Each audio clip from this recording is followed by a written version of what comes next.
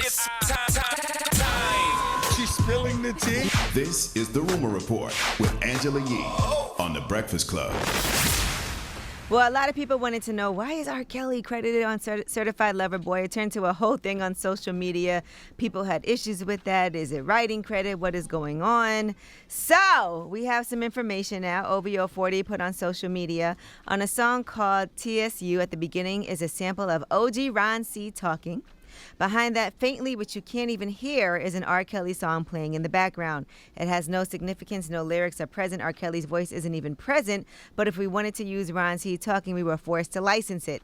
Doesn't sit well with me, let me just say that, and I'm not here to defend Drake's lyrics, but I thought I would clear up that there is no actual R. Kelly present, and it's a bit misleading to call him a co-lyricist. I hate that OVO40 even had to explain that. Like, I hate this generation. How do we live in an era with so much information, yet people don't know anything? How old are these people saying these things? Do they not know how publishing and sampling works? This happens all the time, and it's happened for years, and will happen long after we're gone. But we had the I hate actual... the fact that you call him by his Instagram name instead of just calling him 40. They don't call him OVO40? Yeah, it's called 40, I thought. Oh, I thought they called him, I don't know. Well, yeah. I mean, I quoted it from his social media page. All right. Well, Rihanna has dropped a lawsuit against her father, Ronald Fenty. He had previously been alleged to have been misusing her name for his own benefit. If you guys remember, he was, booking things and using her name and all of that. So she had actually sued him back in 2019 in January over allegations of deceiving people into believing that she was involved with his company. He had his own company. His name is Fenty, though, right? And so the suit has named Fenty Entertainment LLC and Ronald Fenty as in part of that. But now she has dropped that lawsuit. So that's nice. Beautiful thing to not have to sue your own dad. She's also hosting another Met Ball after party. So she posted on social media, if you planning a Met Ball after party, don't. And then it said annual gala after party hosted by Rihanna. So you guys are trying to do something after the Met Ball. There's no point in trying to do that at all, period. They doing the Met Ball this year? Yeah. I guess they are. And she's having an after party for sure. Ain't this New York Fashion Week this week or something like that? Yes, it is.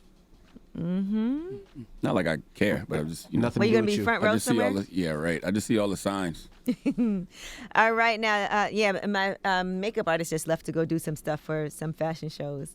All right, now, Jimmy Kimmel is saying that he does not think that unvaccinated Americans should be admitted to ICU beds. Here's what he had to say.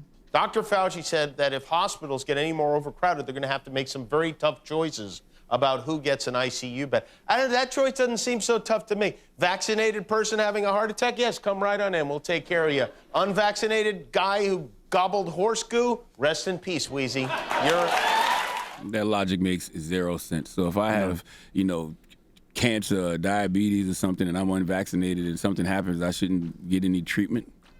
There's some people who also cannot get a vaccination, too. That logic makes zero sense. Yeah, so, I don't agree with that. You try to save a life no matter what. But it is hard because they are, like Dr. Fauci said, have to make some choices about who does get an ICU bed as hospitals are getting more crowded. Those are really hard decisions to have to make. So. And don't doctors take oaths that they have to, assist everyone?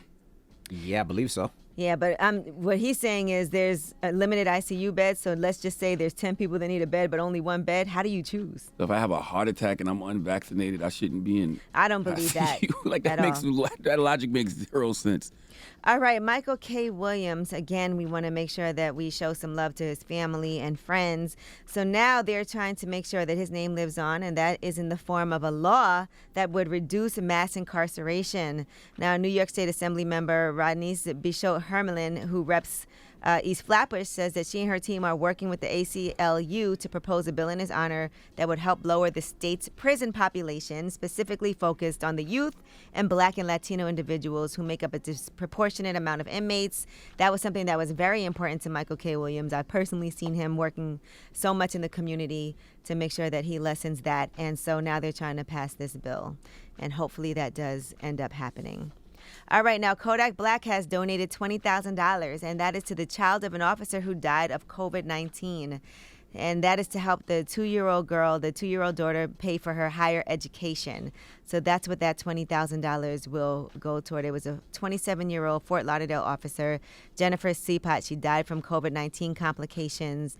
And Kodak apparently learned about this in a news article. He was moved by that tragedy because he also suffered from COVID, so he did go ahead and give that $20,000 for her daughter. Very honorable. That was nice, yep. Dropping the clues bombs for Kodak Black. Very honorable what they're doing for Michael K. Williams, too. I hope that law gets named after him and passed. All right, well, that is your rumor reports. All right. Now, when we come back, you going to do it now or when we come back, Eddie? 8 Top of the hour? a.m. You have to play the top of the hour ID. All right, so when we come back, Charlamagne has a huge announcement, and he's giving his I don't know donkey how to somebody. huge it is, but it's an announcement. Who are you giving your donkey to? Oh, 4 after the hour, we need a young woman named Marina Verbetsky to come to the front of the congregation. We'd like to have a word with her. All right, we'll get to that next. It's The Breakfast Club. Good morning.